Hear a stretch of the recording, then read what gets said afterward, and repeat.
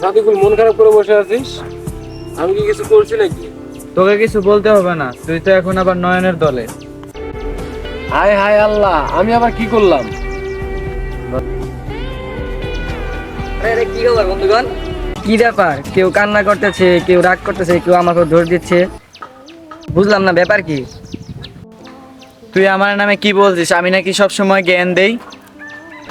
আরে ভাই, আমি তো মজা করছিলাম। আরে ভাই, আমি কি জানি মুখ সে তোর কাছে ঢোল বাজাবে? নয়ন ভাই, তুই বয়।